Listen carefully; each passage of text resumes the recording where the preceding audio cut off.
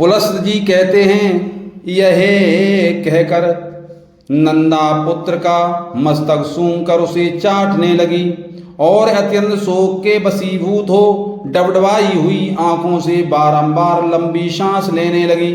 तदंतर बारंबार पुत्र को निहार कर वह अपनी माता सखियों तथा गोपियों के पास जाकर बोली, माता जी, मैं अपने झुंड के आगे चढ़ती हुई चली जा रही थी। इतने में ही एक व्याघ्र मेरे पास आ पहुंचा।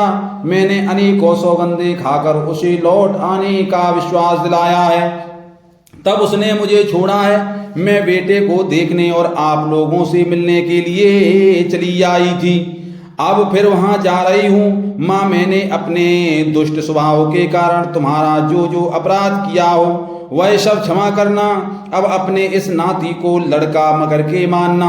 सखियों की ओर मुड़कर, प्यारी सखियों, मैंने जानकर या अनजान में भी यदि तुमसे कोई अप्रिय बात कह दी हो और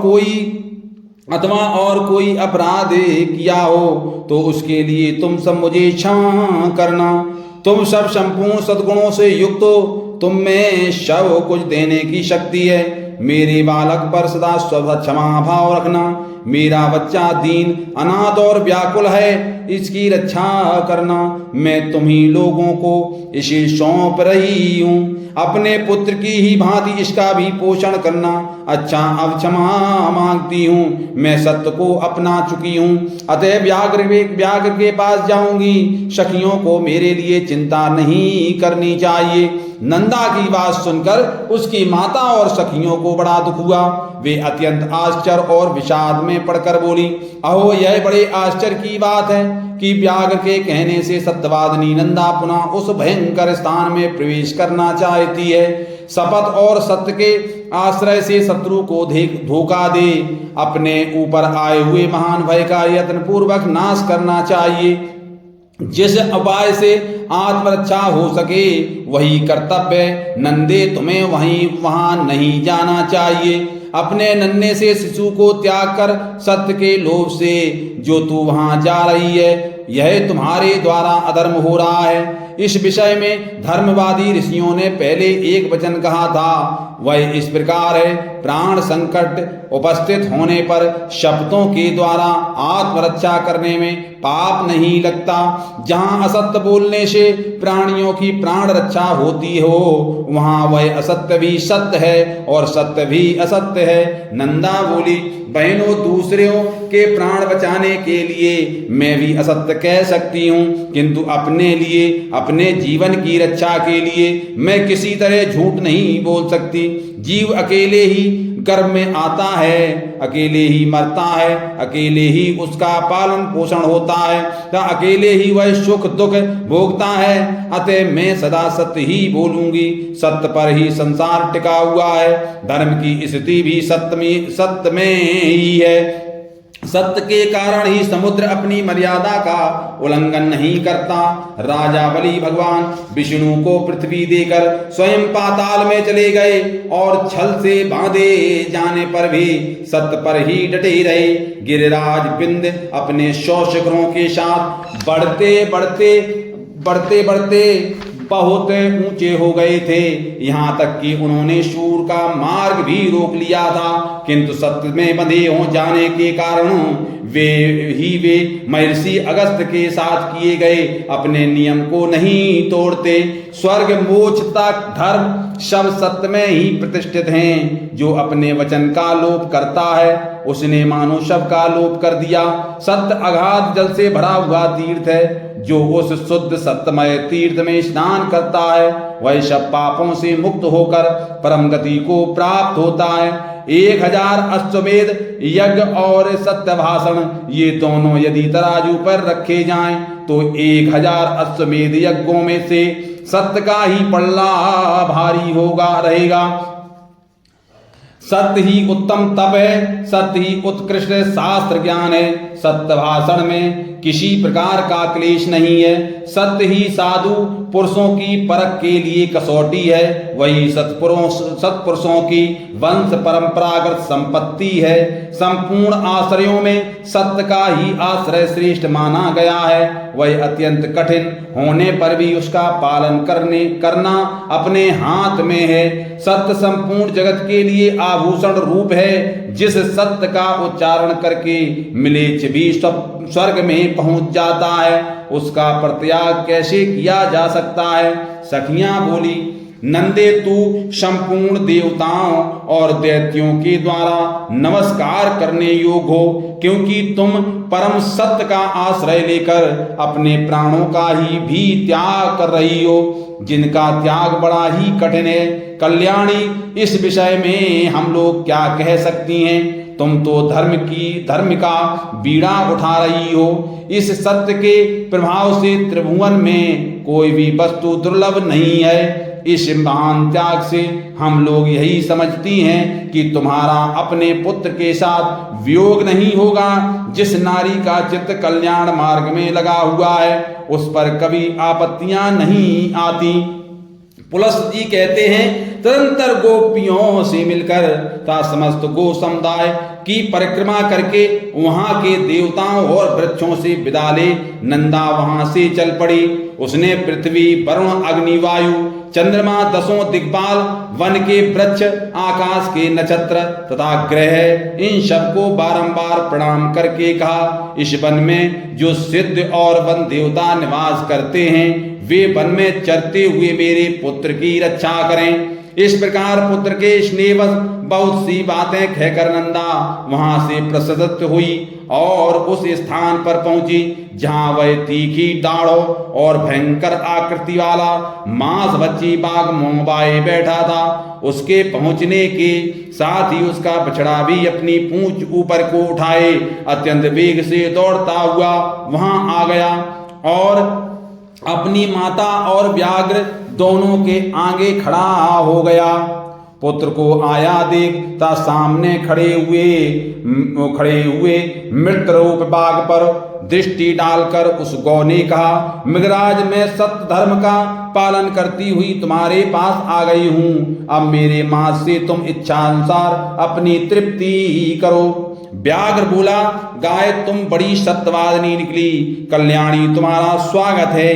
सत्य का आश्रय लेने वाले प्राणियों का कभी कोई अमंगल नहीं होता।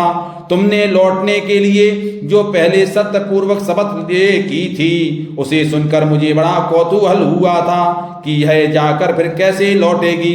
तुम्हारे सत्य की परीक्षा के लिए ही मैं पुनः तुम्हें भेज दिया था, अन्यथा मेरे पास आकर तुम जीती जागती कैसे लौट सकती थी। मेरा वह कौतूहल पूरा हुआ। मैं तुम्हारे भीतर सत्य खोज रहा था, वह मुझे मिल गया। इस सत्य के प्रभाव से मैंने तुम्हें छोड़ दिया। आज से तुम मेरी बहन हुई और यह तुम्हारा पुत्र मेरा भांजा हो गया। शुभे तुमने अपने आचरण से मुझ महान पापी को यह उपदेश दिया है कि सत्य पर ही संपूर्ण लोक प्रतिष्ठित हैं। सत्य के ही आधार पर धर्म टिका हुआ है। कल्याणी, तृण और लताओं सहित भूमि के वे प्रदेश धन्य हैं जहां तुम निवास करती हो। जो तुम्हारा दूध पीते हैं वे धन्य हैं, कृतार्थ हैं। उन्होंने ही पुण्य किया है और उन्होंने ही जन्म का फल पाया है। देवताओं ने मेरे सामने यह आदर्श रखा है। गौओं में ऐसा सत्य है, यह देखकर अब मुझे अपने जीवन से अरुचि हो गई। अब मैं वह कर्म करूंगा जिसके द्वारा पाप से छुटकारा पा जाऊं। अब तक मैंने हजारों जीवों को मारा और खाया है। मैं महान पापी, दुराचारी, निर्दयी और हत्यारा हूं। पता नहीं ऐसा दारुण कर्म करके मुझे किन लोकों में जाना पड़ेगा। बहन, इस समय मुझे अपने पापों से शुद्ध होने के लिए जैसी तपस्या करनी चाहिए उसे संक्षेप में बताओ, क्योंकि अब विस्तार पूर्वक सुनने का समय नहीं है। गाय बोली, भाई बाघ, विद्वान पुरुष सत्ययुग में तप की प्रशंसा करते हैं और त्रेता में ज्ञान तथा उसके सहायक कर्म की, द्वापर में यज्ञों को ही उत्तम बतलाते हैं, किंतु कलयुग में एकमात्र दान ही श्रेष्ठ माना गया है। संपूर्ण दानों में एक ही दान सर्वोत्तम है, वह है संपूर्ण भूतों को अभय दान। इससे बढ़कर दूसरा कोई दान नहीं है। जो समस्त चराचर प्राणियों को अभय दान देता है वह सब प्रकार के भय से मुक्त होकर पर ब्रह्म को प्राप्त होता है। अहिंसा के समान न कोई दान है न कोई तपस्या। जैसे हाथी के पद चिन्ह में अन्य सभी प्राणियों के पद चिन्ह समा जाते हैं, उसी प्रकार अहिंसा के द्वारा सभी धर्म प्राप्त हो जाते हैं। योग एक ऐसा वृक्ष है जिसकी छाया तीनों तापों का विनाश करने वाली है। धर्म और ज्ञान उस वृक्ष के फूल हैं तथा स्वर्ग तथा मोक्ष उसके फल हैं, जो आध्यात्मिक, आदि दैविक और आदि भौतिक इन तीनों प्रकार के दुखों से संतप्त हैं। वे इस योग वृक्ष की छाया का आश्रय लेते हैं। वहां जाने से उन्हें उत्तम शांति प्राप्त होती है, जिससे फिर कभी दुखों के द्वारा वे बाधित नहीं होते। यही परम कल्याण का साधन है, जिसे मैंने संक्षेप से बताया है। तुम्हें ये सभी बातें ज्ञात हैं, केवल मुझसे पूछ रहे हो। व्याघ्र ने कहा, पूर्व काल में मैं एक राजा था, किंतु एक मृगी के शाप से मुझे बाघ का शरीर धारण करना पड़ा। तब से निरंतर प्राणियों का वध करते रहने के कारण मुझे सारी बातें भूल गई थी। इस समय तुम्हारी संपर्क और उपदेश से फिर उनका स्मरण हो आया है। तुम भी अपने इस सत्य के प्रभाव से उत्तम गति को प्राप्त होगी। अब मैं तुमसे एक प्रश्न और पूछता हूँ। मेरे सौभाग्य से तुमने आकर मुझे धर्म का स्वरूप बताया, जो सत्पुरुषों के मार्ग में प्रतिष्ठित हैं। कल्याणी, तुम्हारा नाम क्या है?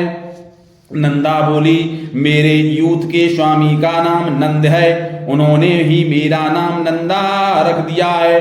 पुलस जी कहते हैं, नंदा का नाम कान में पड़ते ही राजा प्रभंजन साप से मुक्त हो गए। उन्होंने पुनः बल और रूप से संपन्न राजा का शरीर प्राप्त कर लिया। इसी समय सत्य भाषण करने वाली यशस्विनी नंदा का दर्शन करने के लिए साक्षात धर्म वहां आए और इस प्रकार बोले, नंदे मैं धर्म हूँ, तुम्हारी सत्यवाणी से आकृष्ट होकर यहाँ आया हूँ। तुम मुझसे कोई श्रेष्ठ वर मांग लो। धर्म के ऐसा कहने पर नंदा ने यह वर मांगा, धर्मराज, आपकी कृपा से मैं पुत्र सहित उत्तम पद को प्राप्त हूँ तथा यह स्थान मुनियों को धर्म प्रदान करने वाला शुभ तीर्थ बन जाए। देवेश्वर, यह सरस्वती नदी आज से मेरे ही नाम से प्रसिद्ध हो, इसका नाम नंदा पड़ जाए। आपने वर देने को कहा, इसलिए मैंने यही वर मांगा है। पुत्र सहित देवी नंदा तत्काल ही सत्यवादियों के उत्तम लोक में चली गई। राजा प्रभंजन ने भी अपने पूर्वोपार्जित राज को पा लिया। नंदा सरस्वती के तट से स्वर्ग को गई थी तब उसने धर्मराज से इस आशय का वरदान भी मांगा था, इसलिए विद्वानों ने वहां सरस्वती का नाम नंदा रख दिया। जो मनुष्य वहां आते समय सरस्वती के नाम का उच्चारण मात्र कर लेता है वह जीवन भर सुख पाता है और मृत्यु के पश्चात देवता होता है। स्नान और जलपान करने से सरस्वती नदी मनुष्यों के लिए स्वर्ग की सीढ़ी बन जाती है। अष्टमी के दिन जो लोग एकाग्रचित होकर सरस्वती में स्नान करते हैं वे मृत्यु के बाद स्वर्ग में पहुंचकर सुख भोगते हुए आनंदित होते हैं। सरस्वती नदी सदा ही स्त्रियों को सौभाग्य प्रदान करने वाली है। तृतीया को यदि उसका सेवन किया जाए तो वह विशेष सौभाग्यदायिनी होती है। उस दिन उसके दर्शन से भी मनुष्य को पाप राशि से छुटकारा मिल जाता है। जो पुरुष उसके जल का स्पर्श करते हैं उन्हें भी मुनीश्वर समझना चाहिए। वहां चांदी दान करने से मनुष्य रूपवान होता है। ब्रह्मा की पुत्री यह सरस्वती नदी परम पावन और पुण्य सलिला है, यही नंदा नाम से प्रसिद्ध है। फिर जब यह स्वच्छ जल से युक्त हो दक्षिण दिशा की ओर प्रभावित होती है तब वह विपुला या विशाला नाम धारण करती है। वहां से कुछ ही दूर आगे जाकर यह पुनः पश्चिम दिशा की ओर मुड़ गई है वहां से सरस्वती की धारा प्रकट देखी जाती है। उसके तटों पर अत्यंत मनोहर तीर्थ और देव मंदिर हैं जो मुनियों और सिद्ध पुरुषों द्वारा भली भांति सेवित हैं। नंदा तीर्थ में स्नान करके यदि मनुष्य सुवर्ण और पृथ्वी आदि का दान करे तो वह महान अभ्युदयकारी का अक्षय फल प्रदान करने वाला होता है।